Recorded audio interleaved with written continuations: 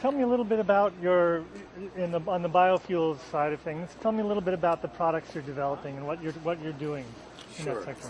Okay, so our focus is building a seed business to serve the future cellulosics industry. So we're talking about second generation biofuels. These are low carbon, sustainable biofuel products, and they'll be produced from low carbon biomass.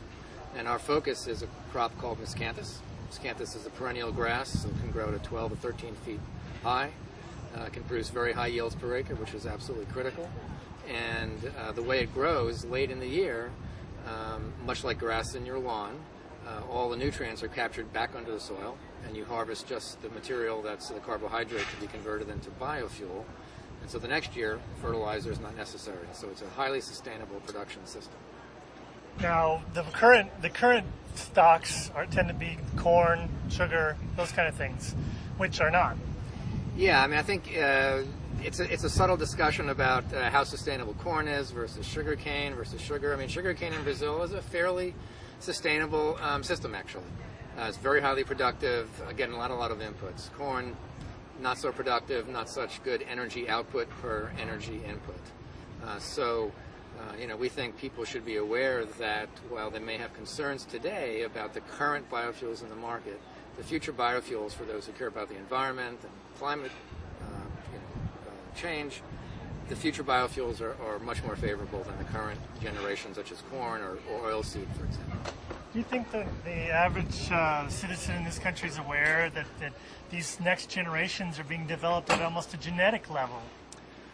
You guys are doing a lot of work in genetics and how to make these things grow better and faster and all the rest. Yeah, I mean, I think we've seen biotechnology applied to agriculture for over a decade now. It's an extraordinarily safe technology. We're now applying biotechnology to new crops, the biomass crops.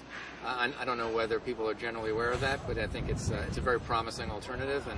And biotechnology will be essential to get the sorts of yields off of lands so that we can have good renewable production of biofuels without interfering with food production, without having a negative impact on the environment. What's your company's timeline? Where do you think that the development of these fuels, how long will it be until we get significant volumes?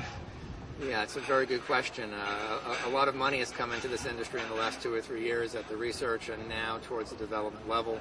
We actually have crop varieties of miscanthus for the first time anyone's done this in the U.S., growing at 15 different sites across potential production zones in the southeast, the edge of the corn lands, even into Canada. So we'll have products that can come to the market in the next few years.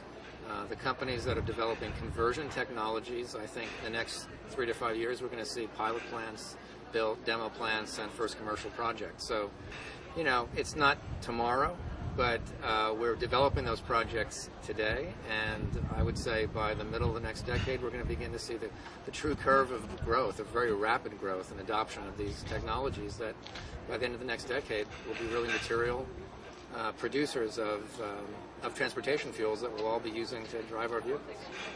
The truth is agriculture has a very large impact on our environment, and we acknowledge that as a company. We're committed to developing sustainable production systems. Stepping back and looking at a global level, there are many acres across the globe which are what we call underutilized. There are idled agricultural lands for many reasons when the cost of food was so low that it wasn't valuable to produce on certain acreages. So, and the final piece of the puzzle is that the genomics revolution, biotechnology, we have an opportunity to increase yields at a very rapid rate over the next 10 to 15 years. Taken all together, I believe we can actually produce food and fuel effectively without having a negative impact on the environment. And I would just give one example of Brazil. Brazil has over 500 million acres dedicated to pasture to support 200 million head of cattle. And all the people I've talked to in Brazil point out that it's an underutilized resource, this pasture land, and easily 30-40% of that to be converted to being used for the production of biofuels without in any way impacting the overall productivity of the beef industry. So there's a lot of opportunity to do what Vinod was talking about, which is produce biofuels and food for the long term. Well, the biofuel you guys are looking at, what's its impact to grow? I mean, does it? I gather it doesn't take the volumes of fertilizers and the hundreds of millions of gallons of water. Talk a little bit about that difference. Yes. So we are. If you analyze how to produce low-carbon biofuels sustainably, the critical issue is to capture light effectively as the longest period of time of the year, and to use minimum inputs. And so we're working with the crop miscanthus. It's a perennial grass, and it's what's called a C4 grass. C4 is a type of metabolism that's very efficient in high light and warm conditions and low water.